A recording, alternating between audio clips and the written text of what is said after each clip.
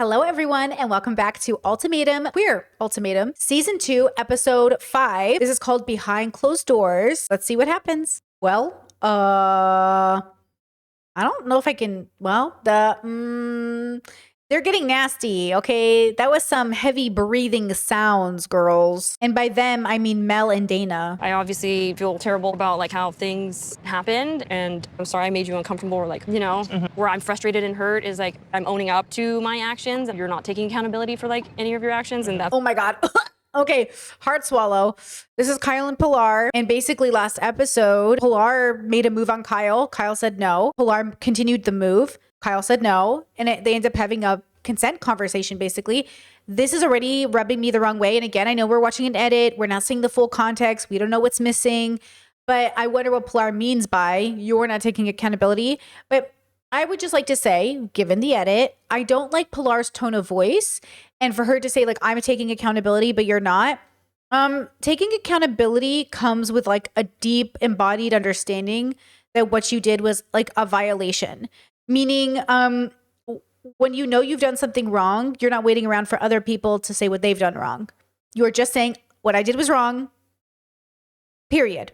Like, it's not, but you did that. It's just like, hey, you're right. I shouldn't do that. I'm never going to do that in the future. And I'm so sorry that I had to learn a lesson about boundaries by breaking yours.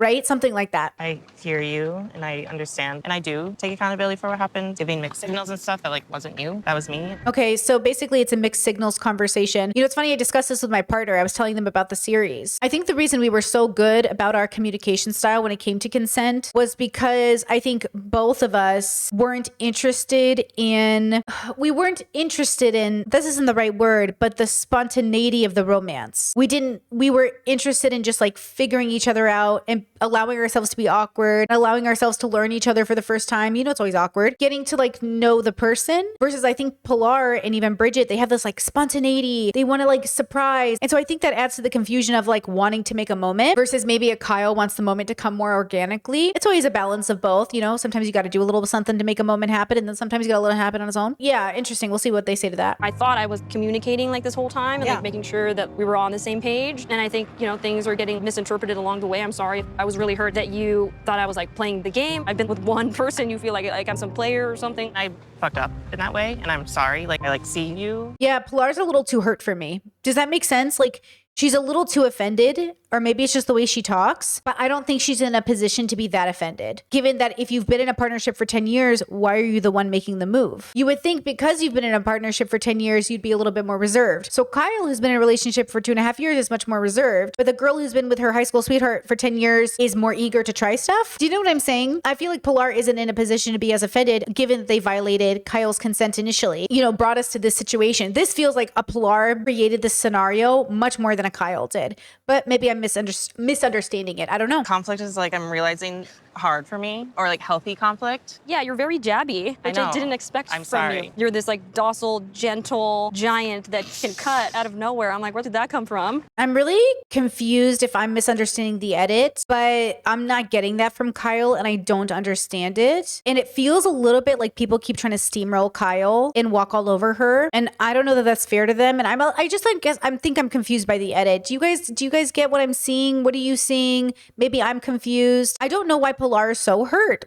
We didn't see anything that showed this amount of reaction. So obviously I'm assuming something happened that we didn't see. Growing up with sisters who were really mean, that's like in my family, we didn't like work things out ever. Things were either just fine or we would get in like little fights and just like cut each other and then get over it. Right. I'm learning how to have conversations like this for the first time. Yeah, no, this is great. Like start over. Like starting over, but from like a better place, Yeah. Yeah, the edit is really messing with me, but basically they're talking about starting over again, which is probably not the best thing you want to do. You always want to move forward. Don't start over, move forward. Like they're saying their communication style is very off. And we talked about this a while ago that Kyle's communication style might make Pilar feel like she's not interested. But at the same time, I just feel like they're so ill-matched. I'm not sure because it feels like Pilar is forcing Kyle at the same time to be vulnerable. And I'm confused by that, I think. The way that you're able to like express yourself and also take the higher road, that's really inspiring. Yeah. You take the higher road. I feel like he's still like, sorry, I don't know why I'm getting emotional. I just really appreciate, like, we don't know each other that well. The fact that you see me and don't think I'm a bad person or something. No, exactly. You're such. I keep. What happened? Why would Pilar think Kyle's a bad person? Did I miss something? Am I on the wrong episode? Hold on. No, I'm on the right episode. Why would Pilar think Kyle's a bad person? No, that's why I keep telling you this. I mean when I said I think you're so beautiful inside and out. You don't know what you have to offer. I want to bring that out of you so that it's like you are so sure of like who you are, that whatever you're going through, you can be confident that your person will always choose you and you're human, and that's what love and marriage is about. I haven't really had that before. Yeah, I don't know. It meant a lot to me. I feel like I'm missing something so significant, but I'm glad that Kyle feels seen. Just like so confused. Come here. So Megan and Haley are meeting Megan's friends, and they're just explaining how the whole thing is going so far. And good energy so far. The way that everything we said, we'd be like, that's exactly how I feel. the way that we live, the way that we think, our perspective on stuff is just all so similar. And something in my gut was like, I know that this is what I need because I've never had this. In every way, we would always just be like, yeah, like that's like the fun is that we challenge each other. Living with Megan, it's been a very different experience to not have that baseline conflict. We almost always are agreeing on the same thing right away. Whoa, hold on. Haley just said the last 10 years with Pilar has been like disagreements that led to, quote, the charm of saying like, oh, we challenge each other. But with Megan, there isn't that. It's just easy. Oh, that's interesting. I wonder if it's, Pilar is argumentative, or is Pilar... There's something about Pilar I can't quite put my finger on. I don't know what it is, though. I'm not sure. Even things as simple as keeping the house a certain way. Like Megan will take the trash out and I'll have the bag in and the trash put away by the time she comes back. Like it's just like we bounce off of each other in that way. We've talked a lot about sitting in the discomfort of difficult conversations, and just because it's uncomfortable doesn't mean it's bad. Oof, just because it's uncomfortable does not mean it's bad. That's the difference. I have a podcast coming out about this. That's different. The difference between fighting with your partner and solving conflict. I do not fight with my partner. That doesn't mean we do not have conversations that are uncomfortable. We communicate, we build, we're a team. We love each other. It's so easy. It's the easiest, smoothest relationship I've ever had. Guys, when you have a healthy relationship, healthy and high compatibility, it is life-changing. Because of course you've probably had a lot of healthy relationships, but they weren't your person. When it is healthy and your person, oh my gosh. And look, I don't really think your person and you will have an unhealthy relationship, because I think depending on where you are in your life, you will grow into something healthy. But of course, people are in toxic relationships where they settle and they feel like this is my person. But is it? A lot of people in the media have been talking about Ozzy Osbourne and Sharon Osbourne because, he just died. And a lot of people think they have like a really romantic relationship. I just want you to remember that their relationship is a combination of domestic abuse and serial abuse that lasted decades. And yes, they might have been together until the day he died, but that is not a healthy relationship. And in some ways, they are each other's person in a toxic sense. But when I say high compatibility partner, I mean your healthy self. I don't mean your toxic self. So I hope you find the love of your life as a healthy person in a healthy dynamic. I don't want you to find the, quote, love of your life if the love of your life is going to make you, basically, you're going to have to be in a toxic relationship until the day you die. At the end of the day, you have to decide why you're dating and seeking companionship. But I hope it's because you not only love the person for who they are, but you really, really are good for each other. You're really good for each other. So obviously your parents feel some type of way about your lifestyle. If this for some reason were to work out, do you think they're ever going to come around, or is it just going to always be like a stick point for them? Honestly, being in this environment with so many queer people, that's like not even talked about. It's not worth putting myself in a community where I always feel like I'm hiding or living two separate lives. Once you're like starving for something for so long and then you feel like you're kind of getting a glimpse of it, you just want to protect that. You guys don't normally see me like this. Yeah. No, this is a very different Meg. Yeah. Aw, shit. I just love her so much. I love her. She's so special. She's so great. And I'm not just saying it because like I feel such kinship with her.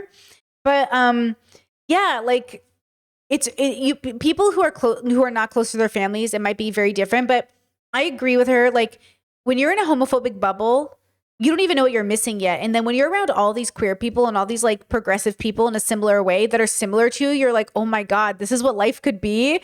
And you realize like, oh, life can be really good. And that's why I say, guys, leave the bubbles you were raised in and form your own bubble.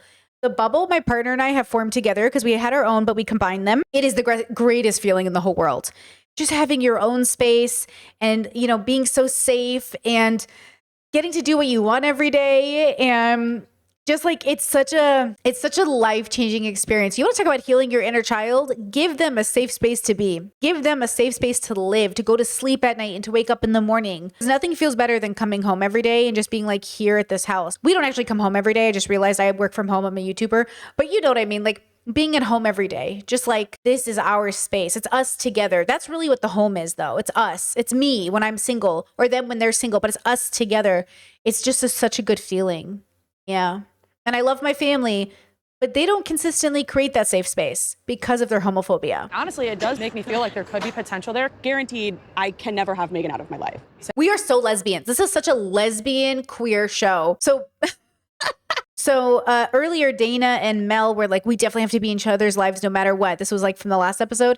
And in this episode, Haley and Megan are like, we have to have each other in each other's lives. You guys are such lesbians. They seem so cute together. And I don't know if they'll work out. But I will say that it's nice to see them both try and realize there could be something else for them, because I do think they're settling in their relationships. Not just rip off Band-Aids, but there are things that I really thought that I healed from years ago. Okay. I learned that I did not. I never had to, because the person that I was processing it with was literally living it with me. And that person can't even look at me. You have that ability to just have 2 conversations with Brittany, and I can't even walk by my person who has seen 10 years of ups and downs, and she can pretend like she doesn't know me. Damn, wait. So Marie and Mel have been dating 4 years, but Marie says that they've known each other for 10, and she is a little bit like frustrated that Brittany and AJ get closure, but she can't even get that with Mel. Wait until she finds out Mel and Dana had sex. Oh, I feel so bad for her. Should things go awry, I literally lose everything. Honestly, I'll be so real with her. She will be free of this business. It's not even her dream, right? No, is it her dream? No, it's not her dream, right? Isn't this Mel's dream, the food truck? Free yourself of the business, free yourself of this relationship, lose it all. Get a dream job, go live your life, do it all, like find yourself in this great big universe. But yeah, I think Marie, if I remember correctly, I think she said to Brittany or AJ, I don't remember who, that she's the supportive partner, right? Or am I wrong? You guys have to tell me. I've already forgotten. But either way, like, go find if the food truck is Marie's dream, then she should go make her own food truck. Yeah, this is why we don't go into business with friends or people who aren't our spouses. But either way, man, I feel for her. I've never felt after a relationship that I lost everything, because everything is in me. I'm every woman. I don't really buy into the narrative that like the life we build is what you lose. It's you. Like, that's why I think, and I take from, I think maybe my ancestors, maybe not, but I take from my family legacy that like, even if the house burned down and everything was gone, we have each other, we have ourselves.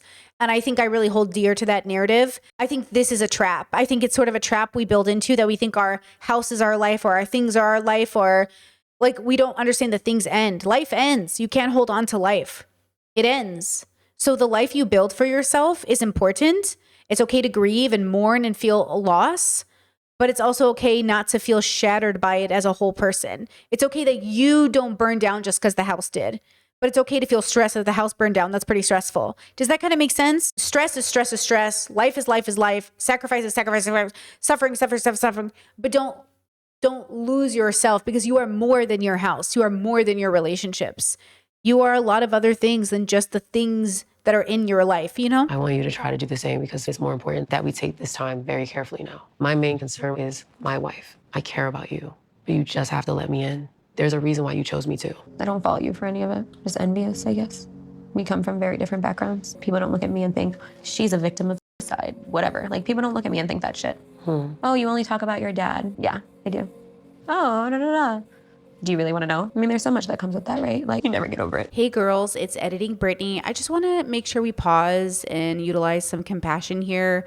I know sometimes my brain is always in solution mode and I move too quickly, and I'm always like very quickly thinking about how to help in general. And I just want to make it clear that Marie is sharing a very personal thing about her mom passing, and this is very sad and I feel for her. I also want to make sure that I do my job as a content creator and hopefully use real people's lives to help improve our own. And so if you are suffering and you feel like it cannot get better, I just want to make sure that this section of the video is about the fact that I believe you can get better. If I didn't believe people could get better, I wouldn't focus on the, you know, the activism I do in my own life or even the belief I have around healing. So, you know, I just want to make sure that we are very compassionate to Marie and we remain grateful that she's willing to share something so vulnerable so we can learn about our own lives. I know it feels like you never get over it, but that's why we talk about healing versus unhealing. You do move on. You appropriately assess reality, accept that this was your life, and then you still find the joy to move on. It's not about ignoring your feelings or suppressing them. So when Marie talks about how hard her life was and people don't get it, that's her active trauma speaking. I really do believe, at least in my own life, at least for me, I know it gets better because I got better. I know that healing is possible. And I just want to remind people to have that hope because I do think the strong narrative in the world right now is that you'll never heal. And I just know that's not true. I know that it's factually inaccurate. And I need you to know you can get better with the right intervention, the right help, when you're ready. You have to be ready though. I think this is the hardest part philosophically speaking because we do philosophy through pop culture here. You have to be ready to heal.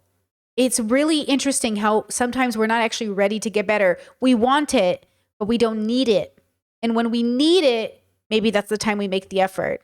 But it's a lot of work and it's really hard.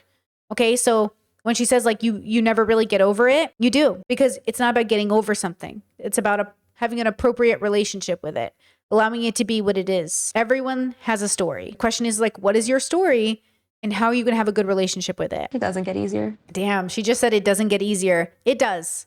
She's really hurting right now. This is where I would say you need to go to therapy.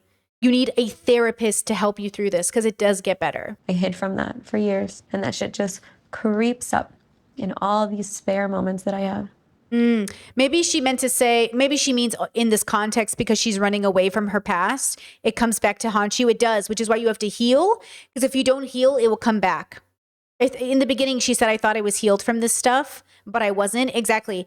How you know you're healed is your past isn't still following you. You're not still impacted or activated. If let's say you've been cheated on. Okay, I've been cheated on. Now, at this stage of my life, I'm like, what are you gonna do? People cheat. Even though at the time, and I stand by this, it was abusive, manipulative. It was so unethical. It was so unfair. It was so cruel what that person did. It's also something I'm healed from. So now I can say, what are you gonna do? People cheat and they suck. But at the end of the day, they suck. They had that issue. They did the infidelity. I didn't. And I needed to realize that because when I was first cheated on, I was blamed. You're the reason I did it. It was your fault. You did this. And I thought, did I cause my partner to cheat? Was I the reason? And then I had, other cheating people in my life say, well, maybe you were the reason. And then I realized like, people who cheat and people who are pro cheating and people who make excuses really believe other people make them cheat. And I don't think that's true. I think you decide to cheat. And regardless of why you did it, you did it. And I don't think people can make you cheat. I think people can create a scenario in which you do a bad action. And now that you know why, you should stop doing that action. But I think sometimes we don't know what healing can look like. Like when you're in a toxic relationship and you yell at your partner and you fight with them and you're being really toxic, like they can't make you do that, but they can trigger you or put you in a situation where you feel activated and that's how you react. But the sign of growth is being able to walk away. The sign of healing is being able to say, I think something's really off here. I'm getting upset, so I'm going to leave. Versus engaging, versus like being and then sometimes we have to understand that there's another layer in which we are just like triggered and we can't help it and we're having a biological experience. But I know after therapy in DBT, I know when I'm triggered, I'm able to be like, I'm triggered. Like I can feel it in my body. I'm upset, but not take it out on the people in my life. And that's the point. It's not your fault. You're not a bad person for being triggered, but we don't want to do bad things when we're triggered. So you have to learn how not to do that. So does that kind of make sense? It's a balance of the difference between I'm going to justify my bad action because I was hurt and realizing like I was hurt, I should probably heal so I don't do a bad action. Does that kind of make sense? And then that's separate from the reality of being actually just upset because you're facing somebody who's like bigoted or something, which is something we've been talking about, right? Just because you're bigoted, if your bigoted family comes to you and says like, I hate the fact that you're a lesbian, you're gross and disgusting to me, you being upset at them it's reasonable. It's pretty upsetting. You're not like mentally ill because you're upset at bigotry. So these things are different. Being medically triggered, having a mental health moment, they're different. Being unhealed is different than being upset at bigotry. Okay? They are different things, though they overlap. Okay. Social justice tends to overlap with our trauma because we're all traumatized. So you have to like really deconstruct and see which one is which and then understand they overlap. Okay. Moving on. I'm very angry. I'm a very angry person deep down. Ooh, she said, I'm a very angry person deep down. Fair. This is why we have to go to therapy. Because our family and friends, they can't do this emotional labor for us. A person who is deeply angry, so fair, needs to go to therapy and let it out. And that's the problem. Is like we think our friends will do the labor. Our romantic partners, well, they can be my therapist. You need to go to therapy. I am very angry at the world. I can't control that. You are very angry at the world and you can't control that. You can learn to have a better relationship with your introspection, extrospection. I'm angry at the world, my extrospection. I, Brittany, am angry for the world. I'm not angry at the world, but I used to be angry at the world. I used to be so mad at the world. And now I'm angry for us. I'm angry on behalf of us, but I'm not angry at us. And I want to see people get there. I want to see people who want to see a better world stop being so upset at the world for being exactly the way it is and start being angry for us. Because man, do we deserve better. We cannot heal the world if we are unhealed. I think you're just in a place where you're actually finally having to deal with a lot of things that you haven't dealt with in so long. You work 3 jobs. When do you have time to process it? I never had to. I feel Exactly. so fucking guarded. It's okay. You have every right to be. I want you to trust me. I want to feel at peace with myself, and I don't know what that looks like. Fair. Definitely fair. Therapy, philosophical work, you got this. I believe in you. I believe in her. And I don't want you to feel like, since I'm here, now you have to be happier and not what you would do even if I wasn't here. I do put on this happy Marita face. I feel like it also kind of goes back to my childhood. I'm the youngest of my family, and there was a lot of turmoil in my family, and I had to be the one with the positivity and the happy face and make sure that everyone, if they didn't have good relationships with each other, they all could have good relationships with me, or I could mend an issue. I have carried that into my adult life. So the girls are all talking about like trauma this episode, it seems. And Marita's just saying like she grew up in a pretty turbulent household and she always had to be like happy Marita, which plays into her adult personality, which makes a lot of sense, I think. And it's nice to see the girls sharing with one another and with us. It's a weird place to be in because I'm not trying to tell you don't be a people pleaser because like, I get it. But I want you to put yourself first. If you need to say no, say no. Once you do it, Help the world, but not at the expense of yourself. Help yourself, but not at the expense of the world. Even with work, I feel like I owe everybody everything. I'm not getting fulfilled in any type of way. I'm not getting fulfilled in any type of way. That's exactly what we're seeking. When we want to be a whole human being, we're seeking fulfillment in our relationship with self, knowing our mental health, our physical health, our financial health, our spiritual health, our who we are in the story, who we are in the world. Like, who am I in the anime? Who am I in the fictional story? Who am I in the Disney movie? Like, who am I in the story, right? And that is everything. We are meaning-making creatures and we're looking for meaning in the universe. That's where fulfillment comes from. Understanding our meaning with every part of who we are as a person, not just our job, not just our love life, not just one thing, but all of it. I talked to my mom today. Tell me about your mom. What should I know? She's truly my best friend. I feel like no one understands me as much as her because I like am her in a weird way. Your mom? Yeah, but like part of saying that is like scary because I don't want to be dating around at her age. I want to have love and a family, and I don't want to devalue relationships the way that she has. I think it's a red flag when your parent is your best friend. I understand in some situations in which your kid is alienated from the world because of disability or something along those lines, because that child like depends on you in a very specific way. But even that is a reflection of the stuntedness that the disability causes. And as a disabled girly myself, like late disabled girly, later in life, it is something that I see as how do we make the best out of this regardless of our situation? So when she was saying my mom's my best friend, I love her, I'm like her. And then she also said, I don't want my mom's life. That's the point, because your mother is stunted. Adult people in our life, elders in our communities, they're not our friends. They're our elders.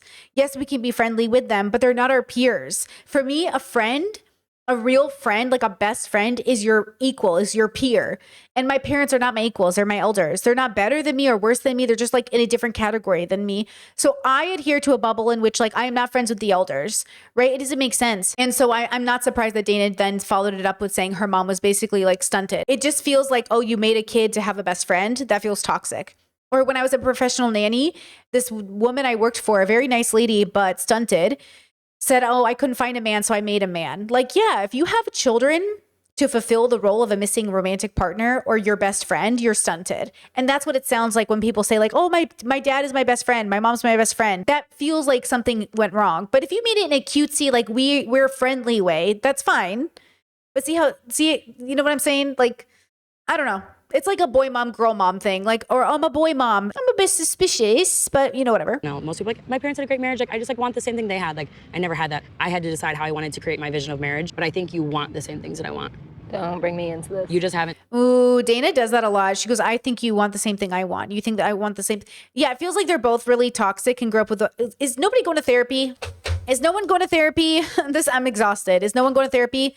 They're both traumatized people who have no example of a real relationship in their life. I don't know what you want me to offer you. I'm an ultimatum giver, you're an ultimatum receiver. Like, that's just to start it off. And then I think like family isn't your priority, nor is like children. I want to know you're open-minded to the things that I want and need and believe in, as much as if I'm willing to open my mind to the things that you believe in, want. But you're not at the same time. I'm not? You're not. You're trying to have me come to where you're at. Ooh, good conversation to have. So one wants kids, one doesn't want to have kids. And they're basically arguing about like, what does the compromise look like? We never compromise values. We only compromise who does the dishes, girls. So when it comes to kids, we either are having kids or we're not having kids. We have to talk about this. So this is a very good example of like, you're not on the same page from the start. You're not even close to being on the same page. One person really doesn't want kids and one person really wants kids. I think that you don't actually not want the things you say you don't want. You just are scared.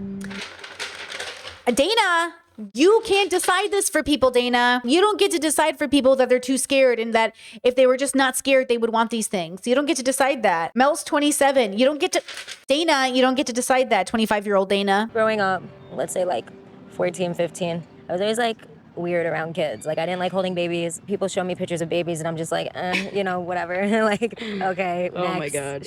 And then when I was 16 and I got diagnosed with everything I got diagnosed with, they told me I couldn't have kids. If I tried to carry, I would die or it would die. Like, and so I kind of thought to myself, well, I didn't really want this anyway. So like, what does it really matter to me? Does your ex know this?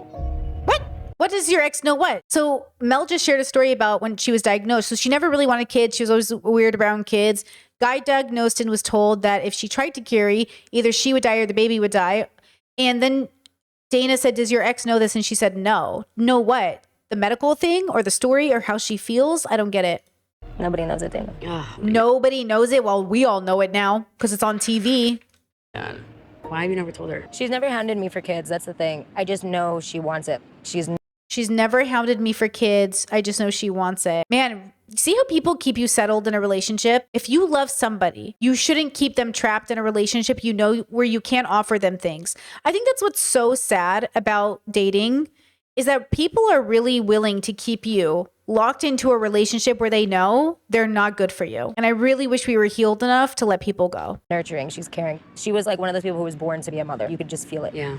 So she's never pressed me, but I know that I would be doing a disservice to her if we were together forever and we didn't have kids. You're so lucky you're gay because you have another woman to carry. You got like two bodies. Dana's pissing me off, bro. She's pissing me off. She's not respecting Mel and what Mel's saying to her, what Mel's giving her. She's just like, she's being super disrespectful, in my opinion. I don't like it. Clearly, like, there's something here. Yeah. You know, clearly some lines are getting blurry. Yeah, I do think like a door did open of connecting sexually. When we did connect physically, I feel like it did help us get like deeper because there is this aspect of vulnerability when it does come to sex. It just like opens another part of you that we're just learning together. Well, physicality can allow for intimacy. I don't think all physical contact is as intimate as people make it out to be, but it sounds like the girls had physical and intimate contact. So, and they're giddy together and they seem pretty happy. I do think we could have gone through this experience and not done it. Yeah. And I think we both would have left with regret. I think so too. It's interesting because I feel like, is this it? Is this the nail in the coffin then? Megan initially told Dana that if anything physical happens, she won't be able to get over it. But now it feels like they've all forgotten about each other in a way. Does that make, like, it almost feels like they've just like locked in. I'm here to have an authentic relationship with Haley. I'm here to have an authentic relationship with Dana. And I think it's important to be vulnerable. We hooked up all the way. And it's something that we don't regret. And ask the real questions because right now it's all fun and games. Somebody ask a real question. I wish on these shows they would. I feel like my whole life changed.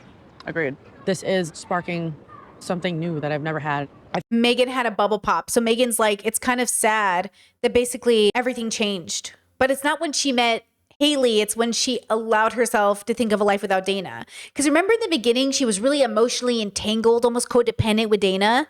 And now when she freed herself from Dana's claws, because Dana is so toxic to me, and I'm not saying Dana wants to be toxic. I'm saying Dana grew up super toxic. And she probably doesn't mean to, but she projects onto her partners, right? She's not healthy. And she's young, she's 25, but she's not healthy, bro. And so it's like Megan freed herself from Dana. It's not that Haley came in and like, whoa, it's not Haley. It's you, Megan. You freed yourself and you allowed yourself to experience life in a new way. I feel like I chose myself choosing you. Oof, I feel like I chose myself choosing you.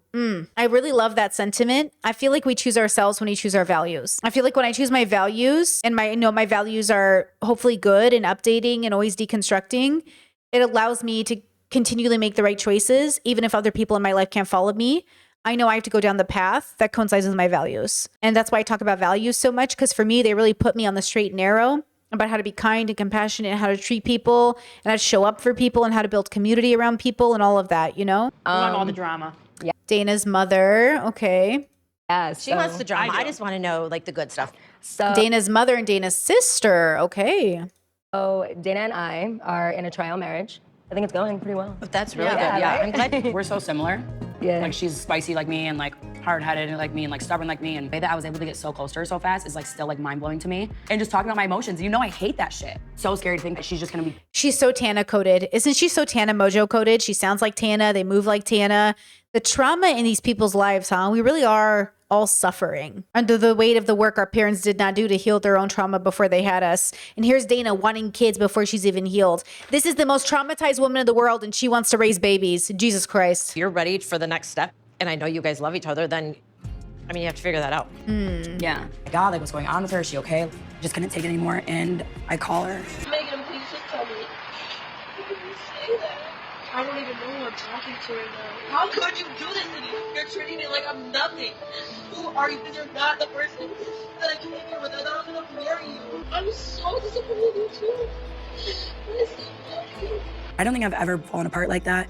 I don't think I've ever needed anyone like that in my life, and she just didn't care. What is happening? So she calls Megan, and Megan tells her, look, I'm going back to Michigan. I don't want to be with you, I guess. And then the language she's using, the way she's talking to her. Obviously they broke up, but they went on this show. But now she's like, you're my person. But you had sex with Mel. Do you know what I'm saying? It's so interesting. Like, you ignored her at the pool. So Dana basically gave Megan the cold shoulder. Megan said, fine, I'm going to move on. And now Dana's like, I can't believe you're doing this. You're my person. It's the worst feeling I've ever felt in my life. She literally told me to fuck off. She said she literally told me to fuck off. She said, I do not care about you. I'm done. Yeah, I wonder if Megan feels the need to pull because of the way that Dana reacts. I think she has the right to feel blindsided. I don't think she has the right to feel surprised, given how she's been treating Megan, given that she had opportunities to be nicer and didn't, given the fact that she's even on the show in the first place, like all of that stuff, you know what I mean? And at the same time, like, I think her trauma, like she's triggered, is coming up, but she had sex with Mel. You know what I'm saying? And I know Megan did too. Megan and Haley, it's just messy. It's just messy. They should break up though. Not care about you. I'm done to go home because you want. I don't give a fuck. I'm at the bar. Stop calling me or you're getting blocked. She said Megan's never spoken to me like that. She said, like, stop calling me or you're going to get blocked. She goes, basically, Megan isn't the person you've known. She changed and she's fighting for herself now. It's hard. It's hard to break up from a toxic relationship. This is a toxic relationship. Like, when I say I was in toxic relationships in my 20s, this is what I mean. I was in dynamics like these. This is what I'm trying to tell you guys. When I say I was in a toxic relationship, like, nobody was hitting each other. It wasn't like that. It was a lot of like, are we ready? Are we getting married? What are we doing? You're not serious. Nothing's happening. You say you want to marry me, but I worked a 15-hour shift and I come home and there's nothing done in the house because you're playing video games. I was the worker. You know what I mean? Like, you say you're ready for a life with me, but like, you know what I mean? You're just fucking off. You're not like paying attention. You're not actually actually engaging in life. I tell you I want to get married and have kids, but like, you're not making an effort. I'm confused. Do you want to be with me or not? And it's like, yes, I want to be with you. Please, give me a chance.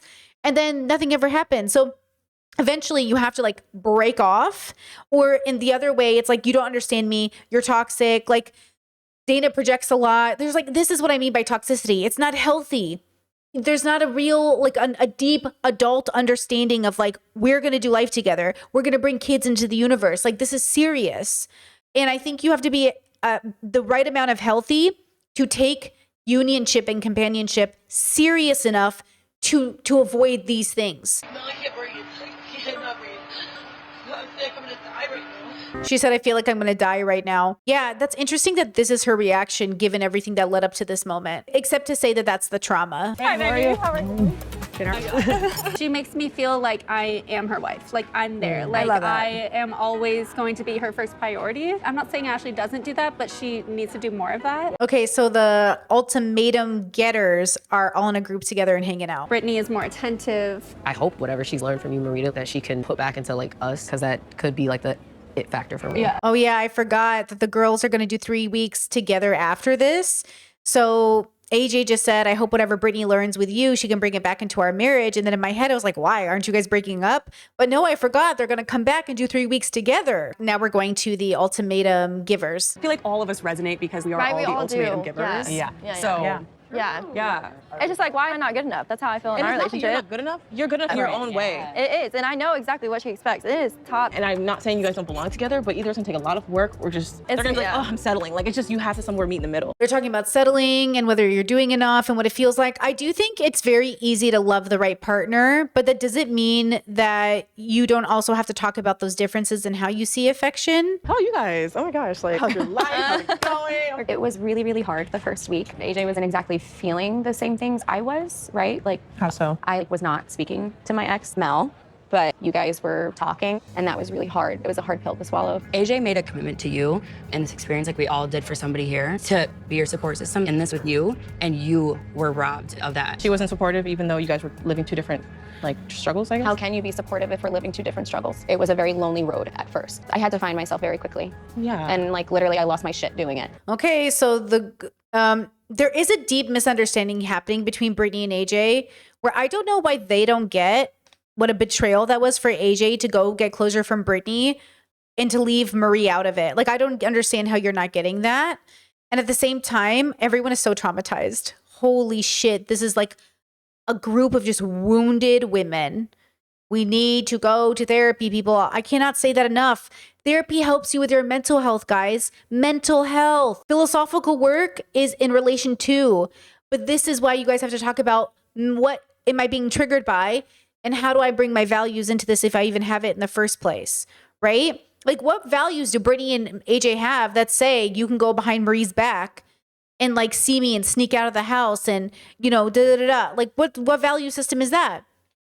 And then at the same time, what value system is like Dana doing all of this craziness with Megan and then not understanding why Megan would pull away and find herself through this process, even if it means not being with Dana? Like, where are the values? What are your rights and wrongs? I don't know how real any of your guys' experiences have been, but mine has been very real. Oh. But like, that's the whole point. We're supposed to truly figure out if this is something. Interesting. Yeah, everyone's really hurt. So Dana's like sitting here trying to like defend Marie's experience to Brittany. But then she's like, also, I've been having a great time with Mel and it's real. And Marie's like, and I'm like, hello? We're all here because we issued an ultimatum. And we all agreed to this. No one forced any of you guys to do this. Yeah, the editing is obviously making everything seem a little bit more intense. I feel like I'm getting more and more ready. So almost yes. My biggest fear is that Haley realizes that like, it's not us. I feel like I can really obsess with like, what is my ex-partner doing? Is she falling in love? Did I wait too long? Yeah, it's hard. You know, it's weird because they are talking to some of the people, like Pilar's here saying her piece and then Megan's listening, right? You know that I respect you. I would never do anything to hurt you. Except have sex with your girlfriend. Except maybe have sex with your girlfriend. Except maybe have sex with your girlfriend. It's hard not to spiral. The editing of that, see, we heard a voiceover that said, oh, it's hard not to spiral. And then the camera pans. Obviously, we don't know when they're saying these things. We don't know what the facial expressions are like, the problem with these shows is this is why I love a YouTube stream with no cuts, because we get the whole thing from different angles.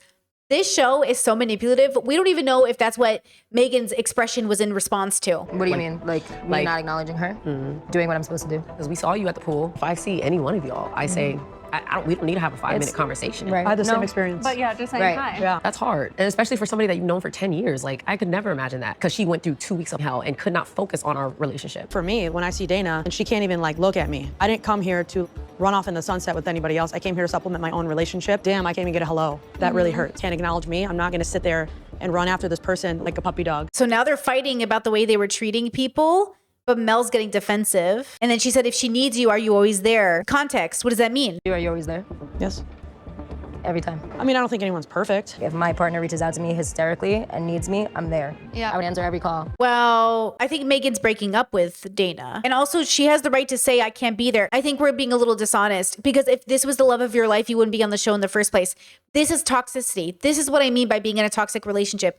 You cannot hold toxic relationships to standards of healthy people because you're not healthy in the first place. This is why I don't like these shows. This is why I didn't like it when I was in a toxic relationship and I kept trying to hold myself and my partner to higher standards. How can we do that when the relationship itself is on a rocky foundation? Like, we kept trying to play healthy, but healthy people wouldn't be in this situation. Healthy people, that's when I realized I needed to break up with my last relationship, is I sat there and said, what healthy person would be in this relationship? And then that's how you know, like, if you were better off broken up, that relationship was not good for you, let me tell you.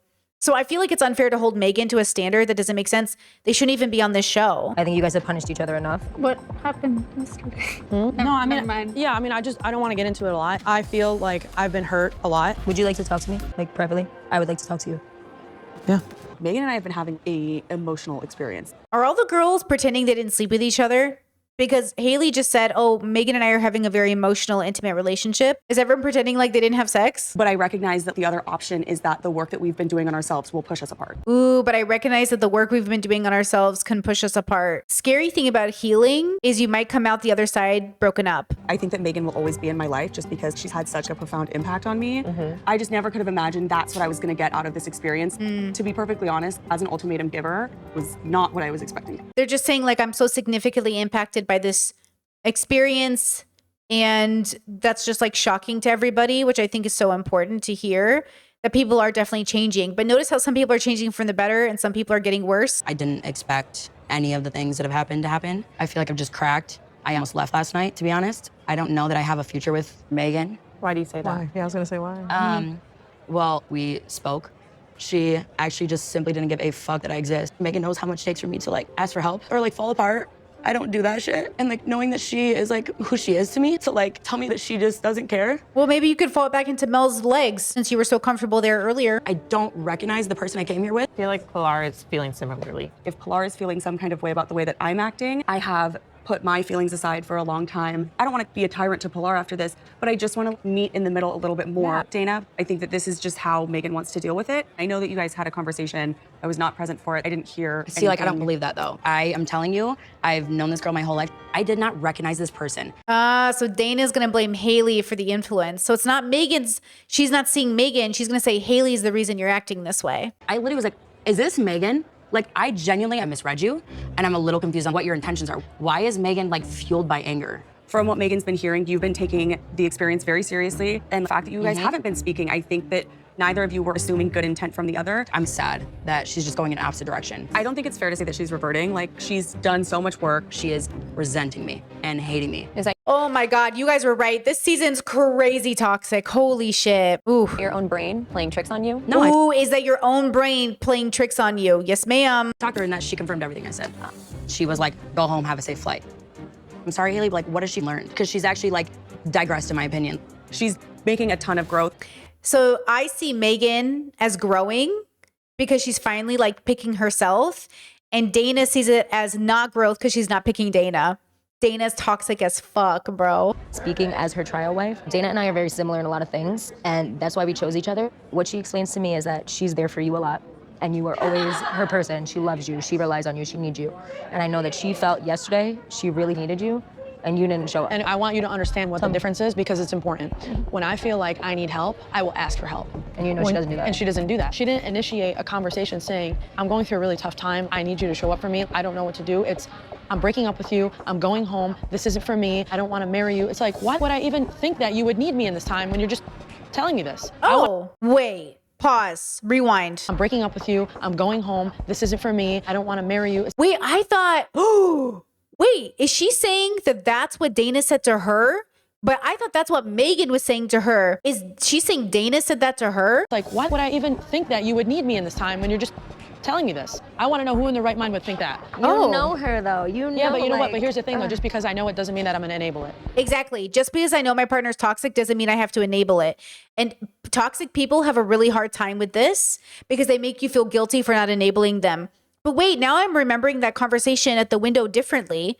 Megan's on the phone. She said, my mom and my sister's opinion is important to me. And said, Megan, what did I even do? So then I assumed Megan is the one who said, I'm going to break up with you. And then if you go back to where we left off. For me, I don't want to marry you. I'm confused. I think I need somebody in the comment section to explain it to me because I've rewound and rewatched the scenes again and I still don't understand. Are they both saying they both said the same thing? I don't know what or is Megan lying or is there a misunderstanding? Did Dana say that and then Megan said what she said and then I'm going back to Michigan? I'm confused. You're being extra about it. No, I'm not. Personally, that's how I feel. She didn't say that. But that's your opinion. Do you show patience? Do you show understanding? Are you sure? Because I don't think so. Mel is so disrespectful. Mel, who can't even get her shit together, so disrespectful. Oh, the toxicity is pissing me off. She's so scared that something's going on with Haley. She's freaking out, dude. I'm sorry. Did you guys not have sex? Have you guys not escalated this whole situation? Where does Mel and Dana get off acting like they didn't literally alienate themselves into a little corner of love, neglecting everybody around them? They're so annoying. I'm doing my own thing with my trial partner. But are you willing to let it all go just because you guys can't communicate on the same level? Yes, that's the whole thing. You got to let go of relationships where we can't communicate.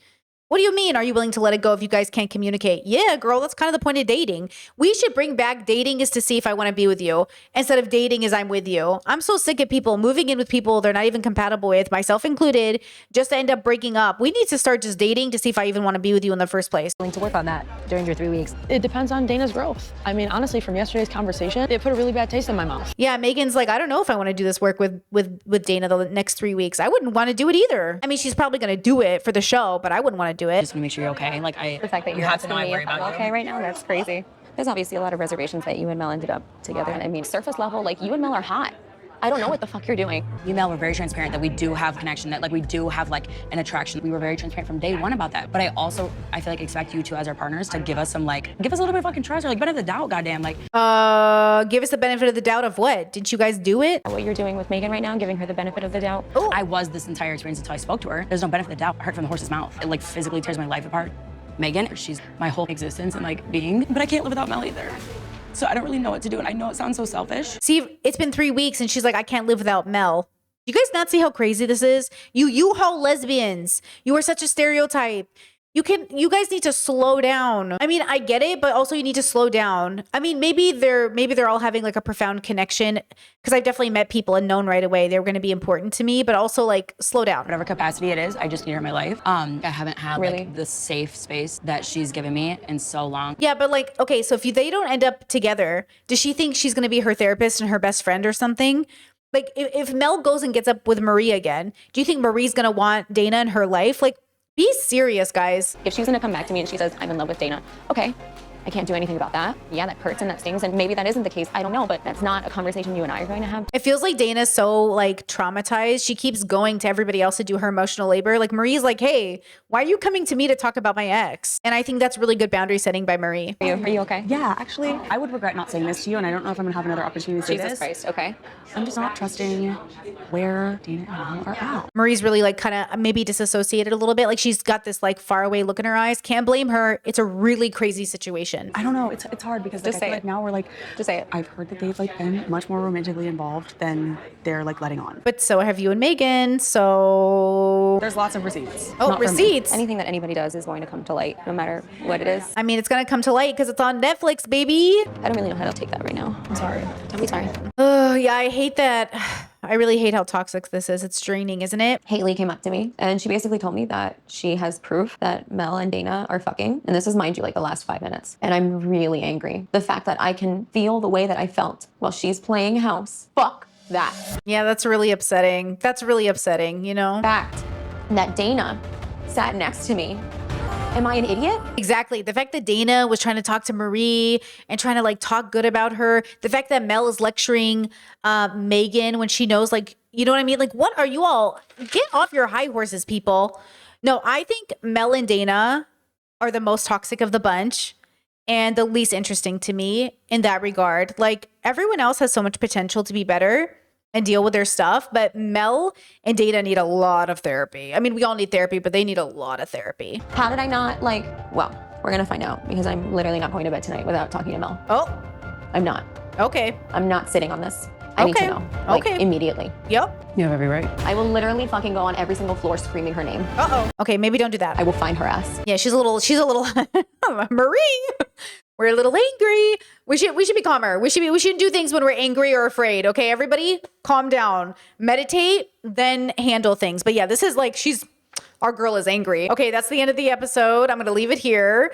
Very interested to hear your thoughts. Let me know if I missed anything. I feel like I was a little confused about the way the episode was edited. Obviously, not everything was like perfectly in context. But man, we are learning a lot about these girls, let me tell you. Okay, what did we learn most of all? Toxicity is not good for you or your skin, let me tell you. All right, girls. With that said, thank you for liking, subscribing, leave a comment section down below, and sending this to somebody watching the series so we can talk about it some more. Thank you for being here, and I will see you the next time. Bye-bye.